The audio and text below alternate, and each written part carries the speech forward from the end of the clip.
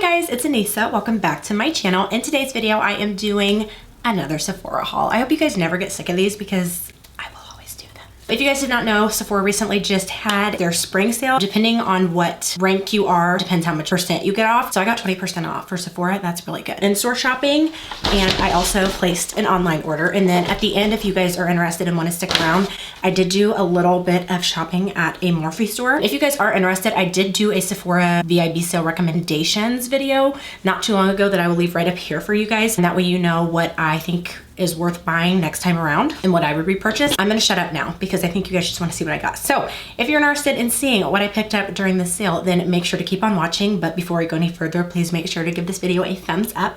I post on this channel once a week, so you never have to miss me for too long. But yeah, let's just go ahead and get into it. The majority of the online shopping that I did was for hair care. And if you guys have been with me for a while, you would know that I have not switched the brand of hair care stuff that I've used in 5 years. I don't think that it's not working. I'm just kind of bored and want to see if there's something else that I would like. And honestly, I've been using my hair care stuff for so long that I would like to see if there is anything else that I like more. I have heard really good things about OLAPLEX. I have actually tried the bonding oil from OLAPLEX on my straight hair and I loved it. I went ahead and got everything. Well, mostly everything except for like the purple shampoo. I probably need to do an updated hair care routine because I actually have changed the way that I have been doing my hair and I love it. Now that I think about it, you could be sitting there like, Anissa, why are you changing what you're doing if you like it? First up is the OLAPLEX No. 4 Bond Maintenance Shampoo. This claims to repair, strengthen, and nourish all hair types, restores, repairs, and nourishes to add incredible shine and manageability every time you shampoo. I'm definitely gonna go through this conditioner faster than I do the shampoo. No. 5 Bond Maintenance Conditioner. Restore, repair, and nourish without adding excess weight,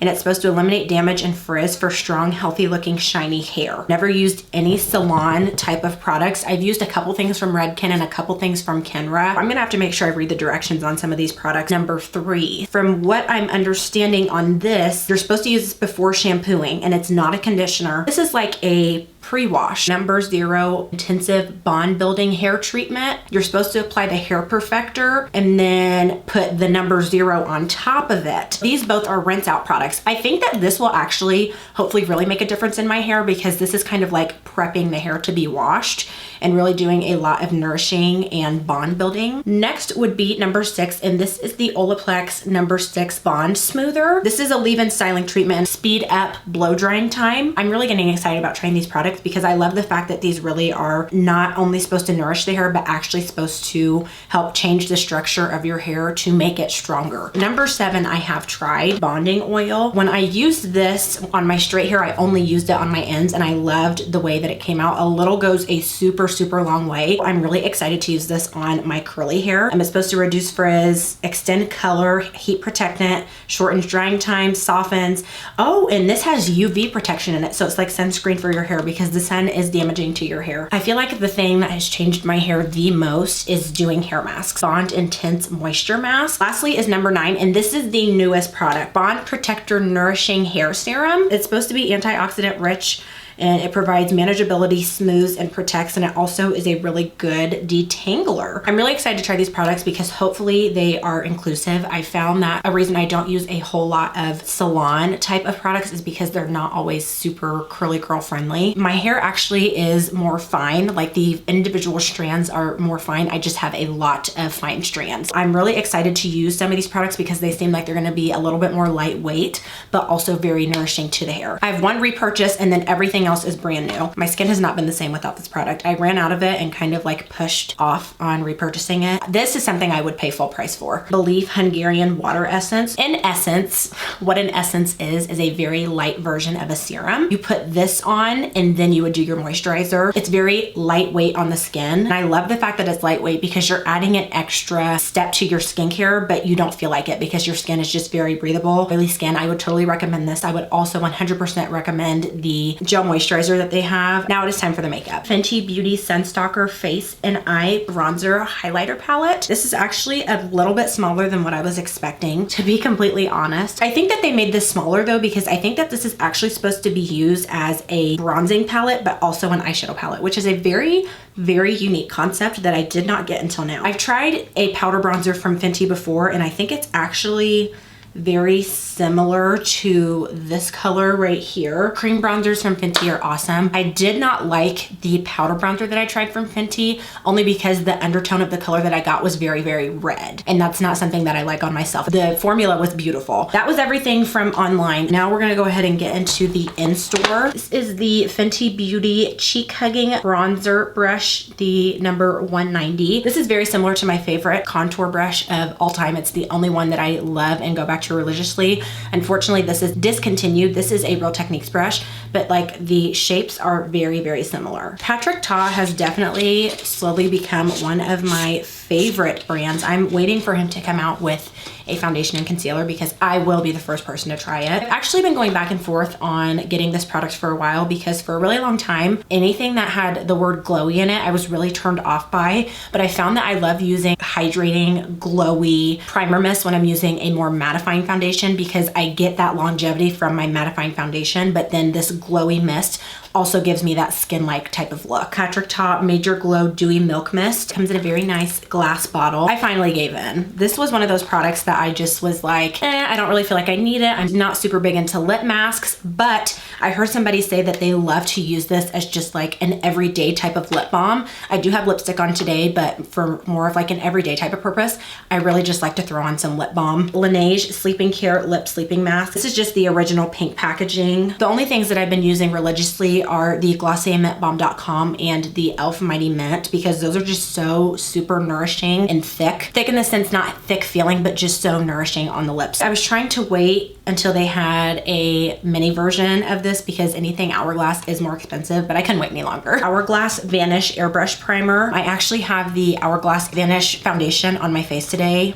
Absolutely gorgeous. When I first tried the Veil primer, I wasn't the biggest fan of it because it just kind of leaves, it has SPF in it, so it leaves like a little bit of a blue tint on the skin. And I just wasn't that crazy about it. It was lotion based, but then the more I used it, it does such a good job at smoothing. LYS Triple Fix Full Coverage Brightening Concealer, and I have the color TN3. Any concealer that claims to be full coverage, I have to try.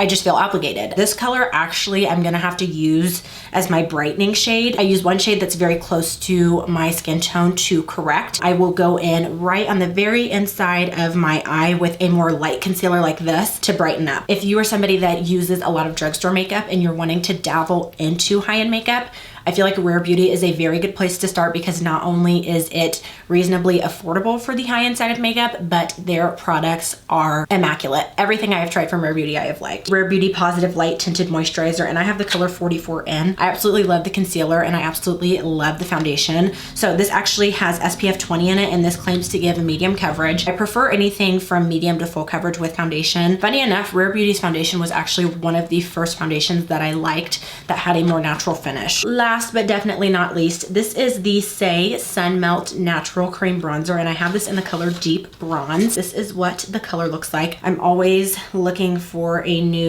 cream. I'm always looking for a new everything actually, so I can't even say that. That was it for Sephora. I feel like that was a relatively small haul compared to some of the hauls that I've done. Now we are gonna go ahead and get into Morphe. Morphe has such good brushes. Most of my brush collection is between Morphe, e.l.f. and Real Techniques. I have a couple high-end brushes in the mix. Morphe E49. Specifically bought this to use with my Jaclyn Cosmetics Brightening Under Eye Palette. I feel like this would be perfect for just fitting right underneath the eye where I like to brighten. And I'm gonna use this brush for the same reason, but it's a little bit more rounded. Morphe E48. I just wanted to get two different shapes to see which one I liked better. I also got this brush for the same reason, but this is like super rounded compared to the other two.